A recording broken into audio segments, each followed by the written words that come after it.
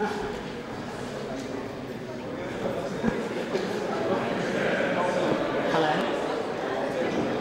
I think that works. Hello, everybody. Sorry we're late starting. I'm sure you're not too distressed at that, but you're probably all very excited to know that Jack Herer is with us. He's down here in the front row. We're saving him for the piece de resistance later in the meeting. Look, I think it's fairly obvious to everybody in this room that, in fact, more and more people around the world have decided that prohibition against drugs is not working in the best interests of citizens or of society. One of the chief problems that we face is an incredible lack of accurate information, particularly about cannabis. Cannabis has been given the most awful reputation because of myths and falsehoods that have been perpetrated by people over the last 50 years in particular. This is one of the reasons we're looking forward to hearing from Jack tonight, because he has spent a great deal of his time in involving himself in public education to overturn the incorrect attitudes towards cannabis that now exist in this community. And it really is in the recent history of human behaviour that these attitudes have been developed. For example, between 1840 and 1900, in American and European medical journals, there were more than 100 papers published on the therapeutic use of the drug of cannabis. You might also like to know that the most extensive inquiry into cannabis use was actually conducted by the British between 1893 and 1894 in India. And after thousands of witnesses and development of papers, this is the conclusion that they came to. In regard to the moral effects of the drugs, the Commission are of the opinion that their moderate use produces no moral injury whatever. There is no adequate ground for believing that it injuriously affects the character of the consumer. So, I mean, but people in Victorian times were very interested in the moral fibre, and the use of that particular fibre is something that they came to understand was of no particular concern. The problem that we have today is, in too many societies, people are being criminalised because of the use of that drug. This is something that Richard and I, as members of Parliament, along with about 10 other members in the New South Wales government, are dedicated to reversing.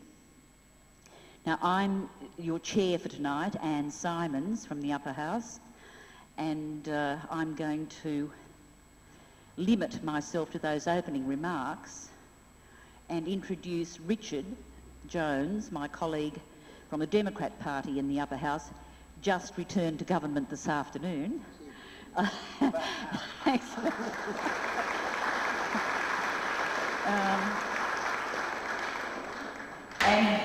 Richard is going to speak to us for about 10 minutes, particularly on the topic of industrial hemp, with particular reference to forests and crops. Richard has been an activist in this area for some time. He may actually tell you that he's been a marijuana smoker since 1965 as well, but I'll let him give you all those details. I've been dubbed in. I got myself in the election and somebody and when Don Dunstan, do you want to sit down and talk with that? Easier. When Don Dunstan decriminalised marijuana, he got in with an increased majority after the election, so I think there might be a few changes happening here as well. I went to Moree before the election, the Thursday before the election, and I talked to people there, to farmers and the like, and they were very keen on growing hemp. I went to see a wetland that had been dried out by the overuse of water in growing cotton. And as you probably know, the river system, the Murray-Darling River system, is being drained dry by the cotton growers and poisoned at the same time. There was a big fish kill up there the other day. And they're very keen on growing it. And I showed some hemp products made by Biological Products by Andrew Catalaris, who's here tonight, at the local shop and the local newspaper. And they fell over themselves to look at these products. They were fascinated. For the first time in Moree, this is way out in northwestern New South Wales, they had seen hemp products, probably the first time in maybe 40 or 50 years.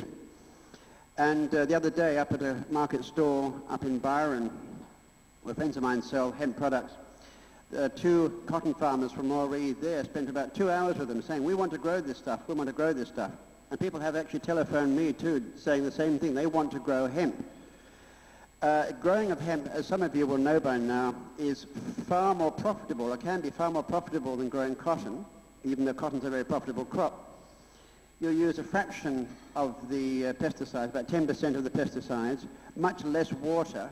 And I told the people up at Moree that growing of hemp would actually save the river system and save the water supply of Moree, because they don't have enough water to drink in Moree because the cotton growers use it all. So they're very keen indeed to do that. The actual profitability, and I haven't got the actual figures which they'll have to work out themselves on the water supply they'll have available for it, but it's several times more profitable to grow hemp than it is to grow cotton, and I think that's going to become increasingly so as the demand for hemp products grow. We've got some hemp products tonight here, which you see, and I've been wearing a pair of hemp jeans, which I have on here since July '93, and you can virtually not wear these things out. And they're very comfortable, they're very soft, and they just go on wearing forever. Very soft. And now let's keep this serious, shall we? This is a serious issue. So I know from my own wearing experience that it's a wonderful material to wear. It's very, very nice. It's warm in winter and cool in summer. It breathes well. It wears well. It lasts forever. I've got a book printed in 1567 made from hemp, and it's still in very good condition. I have magazines from 10 years ago that are falling apart. So you can see this product, which has been used for several thousand years now, it's time for it to make a comeback.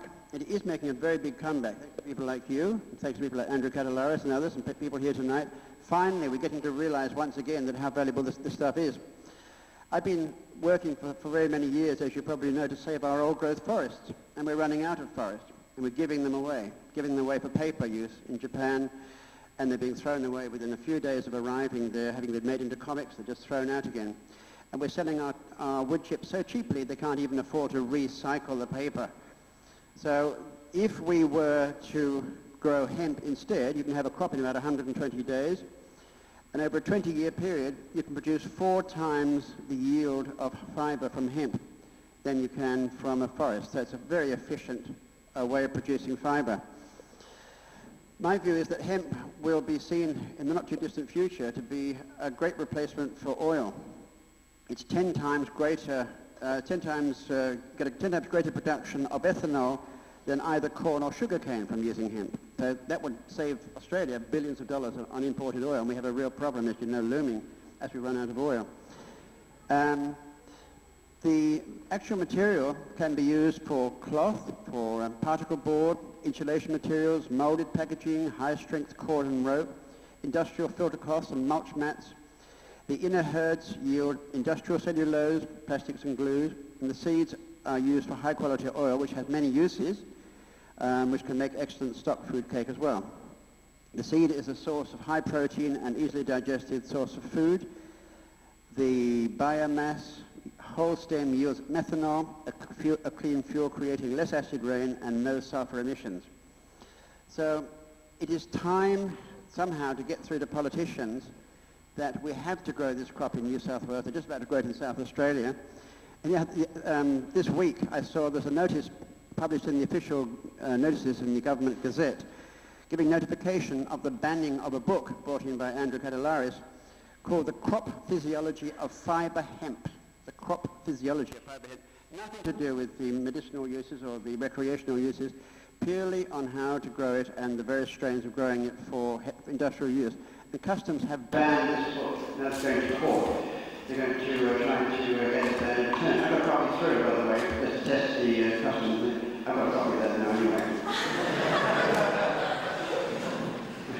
more if we need them.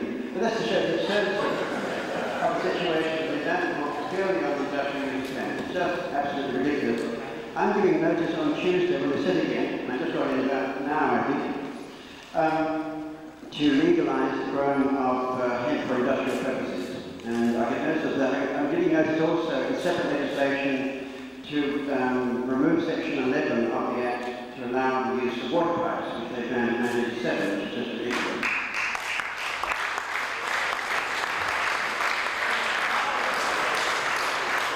On that particular note, it's highly discriminatory because there are Turkish, Lebanese and Egyptian communities that use water pipes and use them in our parks, and they're illegal. These growers for smoking tobacco, that's actually illegal to use a water pipe for any purpose, which is quite ridiculous and archaic.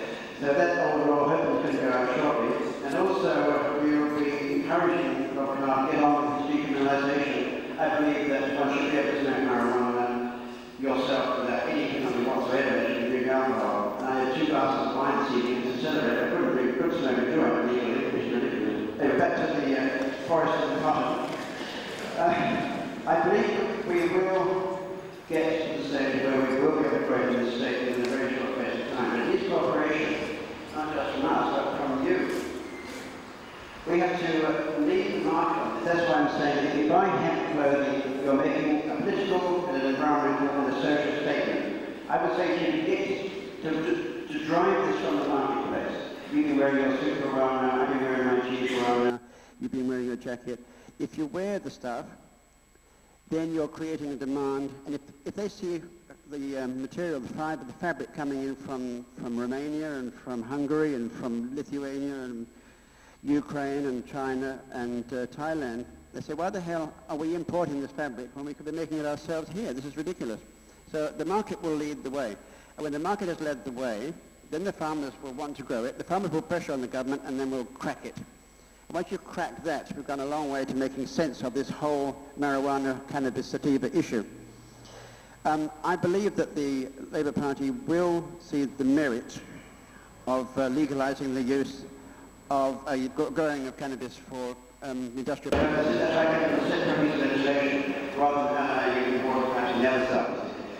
I think it's time. I think that we'll see the merit of it. If we can drive it by buying the product and increasing the market for it, which what Andrew's been doing, I think we'll have the whole thing on in leaps and bounds. There are hundreds of uses, and we'll hear more about that later, I suspect. I think I might just get off now. So get out there. If you buy the jeans, you can buy them relatively cheap. It's still pretty expensive, but they last 20, 30 years longer than an ordinary jean. You get holes in the ordinary jean. Supposed to be fashionable. But these won't get holes in. You can pass them on to your grandchildren eventually. So it's good value for it. So get out there and buy the products, buy the paper, buy the caps, buy the shirt, buy the jackets, buy whatever they make with it, and then you can help get this whole crazy scene changed. Thank you.